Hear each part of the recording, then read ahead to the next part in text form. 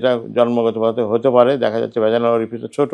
একটা group of patient আছে যাদের বাচ্চা-টাচ্চা হয়ে গেছে, তারপর ডিভোর্স হয়ে গেছে বা হাসব্যান্ড মারা গেছে। তখন তারা নতুন করে লাইফ স্টার্ট করার জন্য তখন আবার তারা ভ্যাজাইনাল টাইটেনিংটা চায়।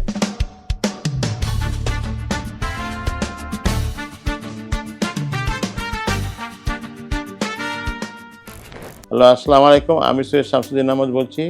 নববর্ষের শুভেচ্ছা জানিয়ে শুরু করছি। আজকে আমি ডিসকাশন করব মেয়েদের কমন গাইনোকোলজিক্যাল প্রবলেমগুলি নিয়ে এবং এগুলি সমাধান কীভাবে করা যায়। তো ওয়ান অফ দ্য প্রবলেম হলো গাইনোকোলজিক্যাল প্রবলেম হলো গিয়া ভ্যাজাইনাল স্টেনোসিস, যেটা জন্মগতভাবে হতে পারে। দেখা যাচ্ছে ভ্যাজাইনাল অরিফিসটা ছোট।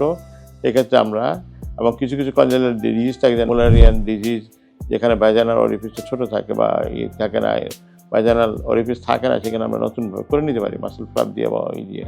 বাচ্চা হওয়ার পরে আরেকটা গ্রুপ পেশেন্ট আছে ভ্যাজাইনাল টাইটেনিং। সেটা হলো কি, যাদের একটা গ্রুপ অফ পেশেন্ট আছে যাদের বাচ্চা-টাচ্চা হয়ে গেছে, তারপর ডিভোর্স হয়ে গেছে বা হাসব্যান্ড মারা গেছে। তখন তারা নতুন করে লাইফ স্টার্ট করার জন্য তখন আবার তারা ভ্যাজাইনাল টাইটেনিংটা চায়। সেক্ষেত্রে আমরা ভ্যাজাইনাল টাইটেনিং করি। ভ্যাজাইনাল টাইটেনিং সাধারণত আমরা স্পাইনাল অ্যানেস্থেসিয়া করি। 1.5-2 ঘন্টার অপারেশন করার পরে সাধারণত আমরা বাসায় ওই দিন রাত্রেবেলায় বা ছেড়ে দিতে পারি, কয়েক ঘন্টা বাড়িতে চলে যেতে পারে। এবং এটা সাধারণত ভ্যাজাইনাল টাইটেনিং করার পরে সাধারণত 6 সপ্তাহ আমরা ইন্টিমেট রিলেশনে যাইতে না করি এবং তারপর স্বাভাবিকভাবে থাকে। এবং এমন সুযোগ দেওয়া হয় যেটা ইজিলি অ্যাবজর্বেবল হয়ে যায়, অ্যাবজর্বেবল, এবং সেকেন্ড টাইম আর আসতে হয় না। আজকে এই পর্যন্ত শেষ করছি। এরপর অন্য ভ্যাজাইনাল ইস্যু নিয়ে, গাইনোকোলজিক্যাল ইস্যু নিয়ে কথা বলতেছি।